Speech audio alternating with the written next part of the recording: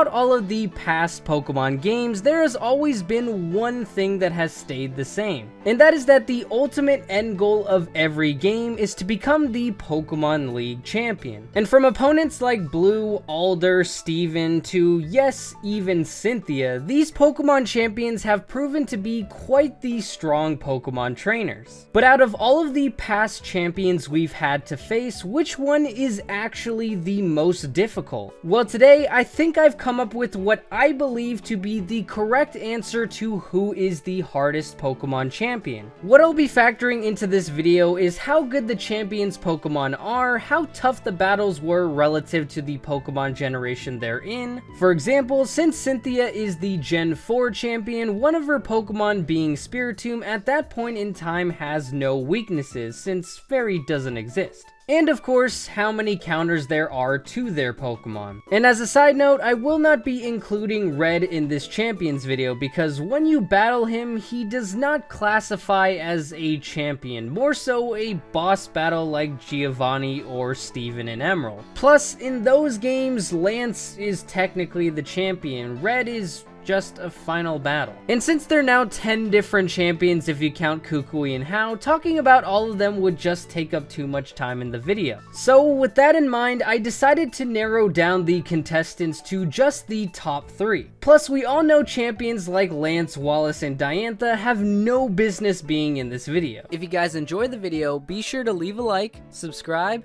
and share this video with a friend. And with that being said, let's get started.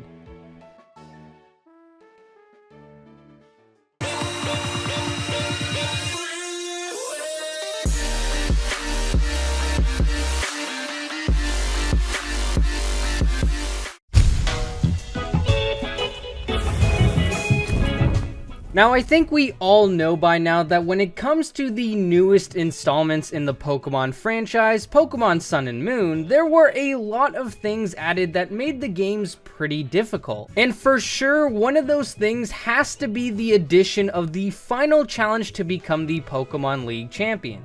Professor Kukui. I mean, if you take a look at all of his teams from top to bottom, all of them are very strong with great moves to go alongside it. To start off, Kukui will always lead with Lycanroc, which is amazing simply due to the fact that it carries the move Stealth Rock. And if you've seen any of my previous type videos, you'll know how important and powerful of a move that is. From there, you'll also have to deal with some very strong Pokemon like Magnezone, for example. Not only is this Pokemon equipped with some very strong electric and steel moves, but Magnezone can also paralyze your entire team. And with Sturdy as its ability, there's no way you can avoid taking at least one attack. And believe it or not, this Pokemon is actually one of the easier ones to take out. You also have to deal with the likes of Alolan Ninetales and its Fairy and Ice moves, Braviary with Tailwind and Brave Bird, and the overall monster and thick boy itself, Snorlax. Combine all of these extremely threatening Pokemon with the fact that you also have to take chip damage every time you switch out, and well, let's just say you're not gonna have that great of a time. Oh, and let's not forget to mention that Kukui also carries the other starter that's strong against you. I personally think that the toughest one out of all of them has to be Primarina, just because of the fact that you'll get less weaknesses. And funny enough, Lyn is in fact the starter that I chose. But speaking of weaknesses, Kukui's team is a very interesting one to look into, considering the fact that his team varies depending on the starter you choose. If you went with Rowlet, the battle would have been a whole lot easier because of the fact that half of his team is weak to rock and ground types and 4 of his Pokemon are weak to fighting. But like I said before, if you went with Litten like me, it would have added another strong fairy type and a lot less weaknesses to exploit. Speaking of which, even with those weaknesses, this team has counters to just about every one of them. You got a fighting problem, throw in Primarina or Braviary, a fire problem, Lycanroc or Primarina, and for steel, you got Snorlax with high horsepower. And it's not just about the weaknesses. Another reason why I still think this Primarina team is the strongest is because of the immunities and resistances they have. Having now 2 Pokemon immune to the all-powerful dragons, a resistance to fighting which saves this team, plus the already current immunity immunities to types like ground makes this team comp really well rounded. Sure, you can't expect the AI to always realize this and constantly switch, but it's good to know that they still have those counters. And with that being said, there are things that do hinder Kukui's team. Like I said before, half of his team is weak to fighting, and if you can take out Primarina and have a counter for Braviary, it's pretty much smooth sailing the entire way. Which leads me to my other point. This team relies way too much on the presence of Primarina to the point where if it's taken out, the team pretty much falls apart. But Primarina is pretty bulky, and if it can stay alive, this team can be very formidable. Kukui may not be labeled as the conventional champion because technically he isn't one, but he is the last opponent that will determine whether or not you will become the champion of the region, so I think that's close enough to count it as one.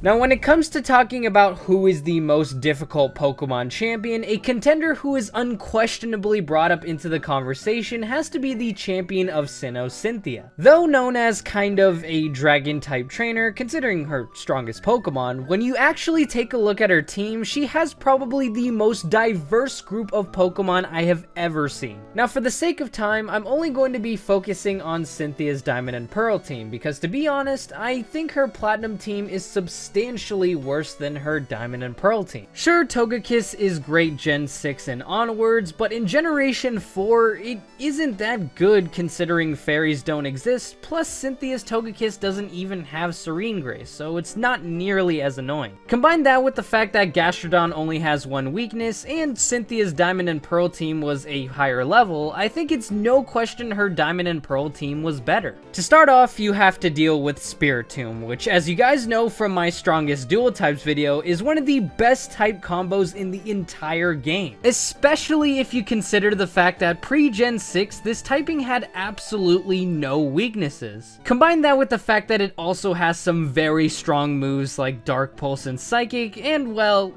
yeah. Oh, and another fun point to mention is that Cynthia's Spiritomb also carries the move Embargo, which in any other circumstance would be useless, but since you can use items in the battle, it can sometimes cost you a Pokemon. Very situational, but it is something to mention. And if you think it gets any easier after Spiritomb, well, then you're gravely mistaken. You got Roserade with a base 125 special attack, Gastrodon with overall pretty decent stats, Milotic with Marvel Scale and amazing bulk, and of course one of the strongest non-legendary Pokemon in Generation 4, Lucario. Oh, and I guess there's also that other Pokemon she's got. What is it again?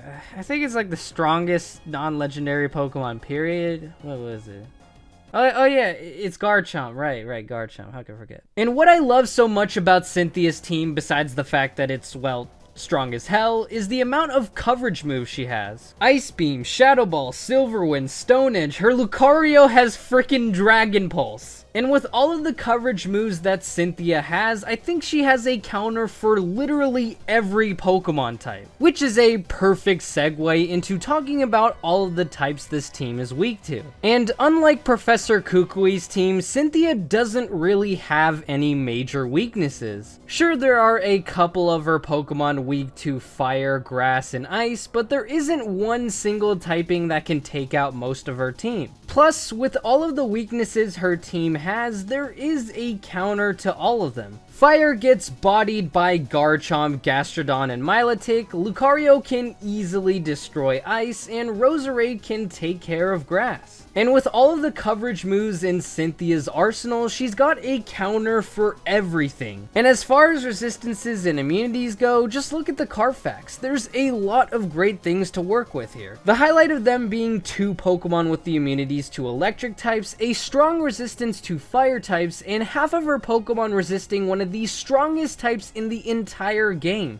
Steel. To be honest, I don't really see anything wrong with Cynthia's team. She's got great team synergy, amazing type coverage, no alarming weaknesses to a single type, and she's got one of the strongest Pokemon in the entire game as her ace. Now, sure, there are counters to her team. You'll need several different types of Pokemon to take her down, but at the end of the day, there is no perfect team. But with all of the positives in mind, I think there's no doubt that Game Freak has made one of the most formidable champions of all time. But is it enough?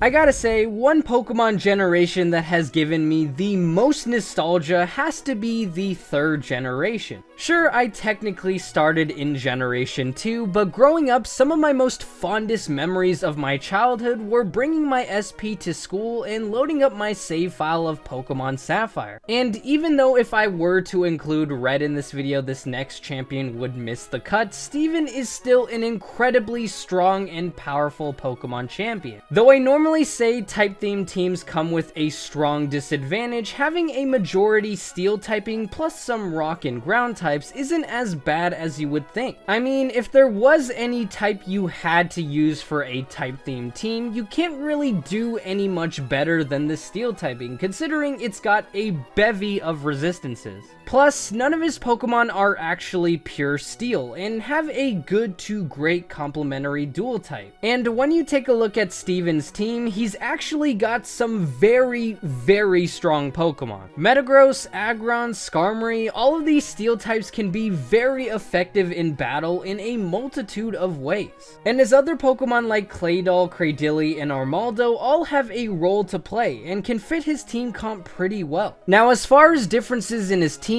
go, there isn't really much of one between Steven's team in Omega Ruby and his team in the original games. The only differences I see are better moves that fit each Pokemon's stats, like Giga Impact and Zen Headbutt on Metagross and X-Scissor on Armaldo. Oh, and let's not forget to mention that Steven in Oras now has a freaking Mega Metagross, so yeah, we're gonna be focusing on Oras from here on out. To start off, Steven will always send out his Skarmory first, and like Kukui, his first Pokemon is mainly sent out to throw up some hazards, only Skarmory doesn't have the all-powerful Stealth Rocks, but instead the not as good spikes. What sucks about this hazard move is that it doesn't affect every single Pokemon. If you have a flying type, it will take no damage. Plus, you also have to set up multiple spikes in order to get any real damage. But luckily for Steven, Skarmory just so happens to be one of the best physically defensive walls in the game. So with that in mind, plus the ability Sturdy, you're practically guaranteed to get up at least 1 spikes. But spikes isn't the only move Skarmory carries, because you'll also have to deal with the likes of Aerial Ace, Steel Wing, and everyone's favorite, Toxic.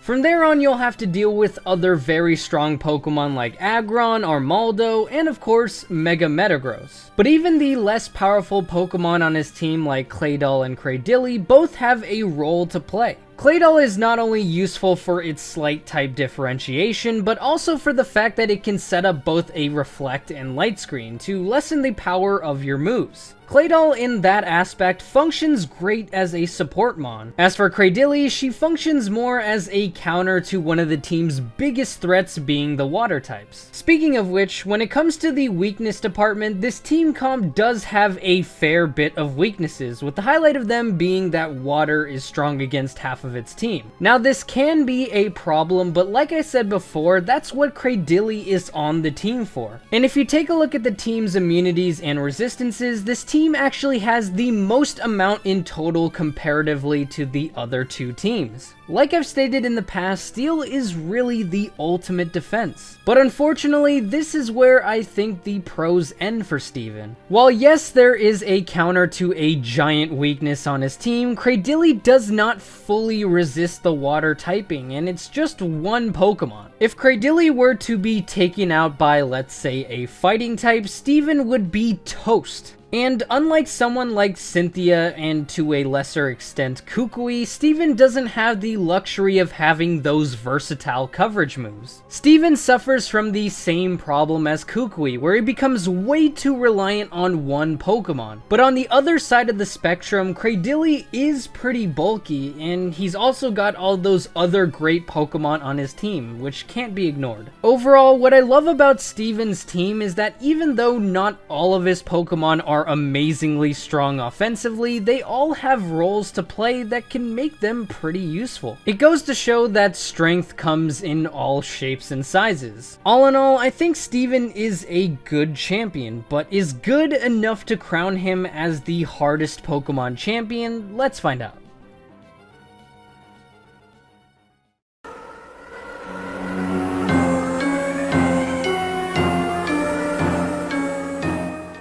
Now, with all of these points in mind, out of these three accomplished Pokemon trainers, which one is the hardest / most difficult Pokemon champion? And after the extensive research for this video, I have determined that undoubtedly the strongest Pokemon champion has to be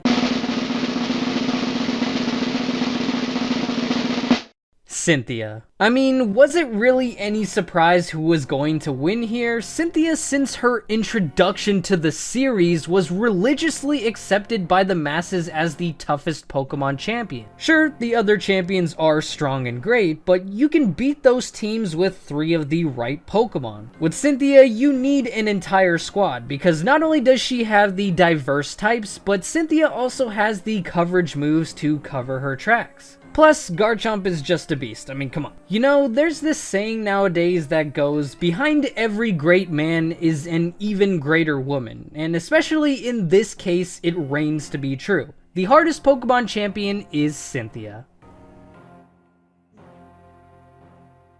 Thank you guys so much for watching. If you enjoyed the video, be sure to leave a like and let me know in the comments section below. If you haven't already, subscribe to the channel and become an Eryizo today. If you want to check out the previous video I did, be sure to click the annotation on the left. If you want to see more Pokemon Let's Go videos, click the other annotation on the right. And with that being said, I will see you guys next time.